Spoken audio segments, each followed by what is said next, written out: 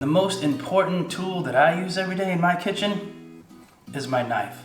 So if it's the most important tool, it should be taken care of. It's the right thing to do. So today we're going to talk a little bit about knives, and then I'm going to show you how to get your knife nice and sharp. You'll be more effective, you'll be safer, you're just better off all around in the kitchen if you got a sharp knife. So let's do it.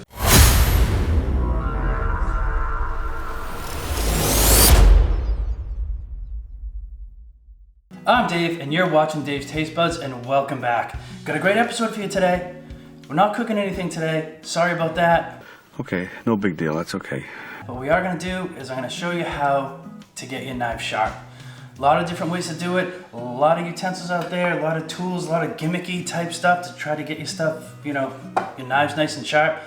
This one, it sits on the side of the counter. You hold it down, you pull it down like this. This sucks, and it gets dirty, it doesn't come clean, it's a bacteria trap, it's nasty. Not my favorite thing to do. Another one, just like this one, sits flat, you take your knives, drag it through it. I mean, it's a decent step up from this one, but still, it's really not the best. The best thing you wanna have is you wanna get yourself some nice whetstones. I just got these delivered the other day by Amazon. I really needed to replace the ones I've been using for years. So they have different grits, so they get knives that are decent, that just need a little bit of, touching up. You got ones that you use every day that get a little bit banged up, and then everybody has a knife in a drawer somewhere. First of all, get your knives out of your drawer. Second of all, I'm not a big fan of the knife racks that you drop the knives into. I mean, they ding up your knives, and quite frankly, to me, they just look like bacteria traps. If you ever pull one of those out, get a Q-tip, something, jam it in there and pull it out, nasty, nasty stuff. Man, that's gross. I'm just not a fan. I like the magnet strips, hang them up nice, shows off your knives nice, and keeps them nice and clean, and keeps them protected too, and keeps them away from kids, keeps it higher in the sky, so just all around better off. So this knife is really dinged up, so we're gonna need to really put some work into this. So let me get everything set up, and then I'll start to show you how to get it done. Now the first thing you're gonna need to do when you get a new whetstone is get it wet. And I know what you're thinking. Oh, well, that's obvious, it's in the name. It's a whetstone. It's not whetstone, it's not W-E-T stone. It's W-H-E-T stone. Wet. The same as wetting, wettening. Technically the definition is to sharpen something, I think, against a stone. So when you hear whetstone, it's not whetstone, it's not a stone that's wet. However, we are gonna want to get our whetstone wet. These are brand new. I mean, I'm gonna take a break from this video, and I'm gonna let this soak for probably half an hour to up to 45 minutes, because you wanna make sure when they're brand new, you'll see that there's bubbles coming up. You wanna get all those bubbles out of there. If you've had your whetstone for a while, and you can soak it for 10 minutes before you use it, but don't, God forbid, do not grab a knife and a dry whetstone, ironically enough.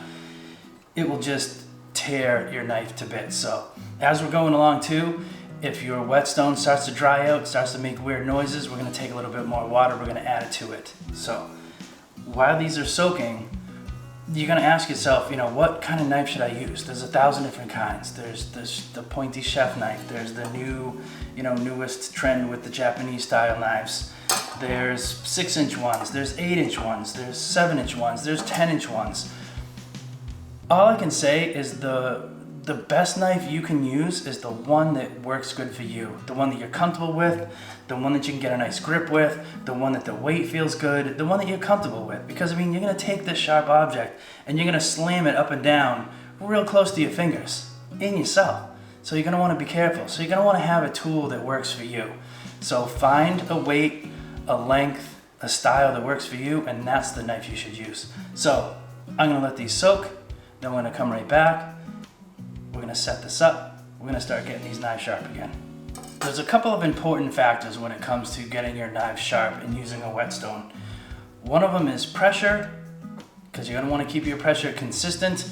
Typically you wanna keep it between 4 to 6 pounds. You can always get yourself a little scale and take your knife, push down on the scale, you know, see how it feels, and then use that, you know, to get your pressure. You can kind of, you know, figure it out for yourself, but if you can figure it out 4 to 6 exactly, get yourself a little scale. You also want to pay attention to the angle of the knife too. I mean, you obviously can't have it straight up and down. You just gotta make it flat. If you do it too much, it's just not getting sharp enough. It's just you're not getting the angle you need. Typically, you want to get around a 20% angle. Trick to that, just like a guide. This one I bought off Amazon comes with this, I don't know, little gimmicky thing. Kind of clips on the back of the knife like that. Hold it onto this while you're going over the stone, kind of give you that angle. I don't know how that works. Maybe I'll test it out, maybe I won't. Now, the other trick you can do, get yourself a piece of paper. We can all agree that this right here, basic geometry, this is 90 degrees. We take that, we fold that in half like that. We know half of 90 is 45, so we know that this is 45. We fold that in half again, we're at 22.5. So, which to me is close enough. So basically, this is kind of the angle you're gonna wanna have your knife at. So you can always kind of use that to get your feel. You can keep it to the side, kind of hold it like that. Move that, bring this up to your steel and do it that way. So pressure's important, angle's important. So now that our whetstones are ready, get sharpening. Now, just like sandpaper, whetstones, they have different grits. So they have different roughness, and the higher the number, the less rough it is. This kit happens to come with a 400 side and a 1000 side, and it comes with a 3000 grit and an 8000 grit side. Gritty and gorgeous. Actually, wait a second. So I've already told you a lot of little tidbits of information in this video, so do me a favor and take a second. Right down below you're gonna see a subscribe button. Hit that subscribe button because it supports me, supports the channel, and I really appreciate it. So thank you for your continued support. Hit subscribe. So, I mean, like I said, there's different grits depending on how much damage your knife is in. If you got one that's completely banged up, you might have to start with 400, like the grittiest one there is, because you're really gonna wanna take a bunch of this steel off and make sure you can get it back to sharp. You'll never get it back, you know, doing the 8000 grit. It's too smooth. It's much more, you know, almost for honing than anything else. But so the more damaged your knives, the lower the grit. We're gonna work our way up. So you're gonna start with this. So, I mean, like I said, this is the knife I use pretty much every day. So it does get a lot of use, but I really take good care of it. So it's not in the worst shape. So I have this right now on the 1000 grit. And like I said, it's all about pressure and it's all about angle. Make sure our whetstone is nice and sharp. Heel of the knife, tip of the knife. Start with the heel. Hold it at that angle, get that pressure that you want, and just drag it towards you like that. Drag it down. And that's it. It's really just, you know, smooth. Consistency is important. Consistent angle, consistent pressure. Whip it. Same thing.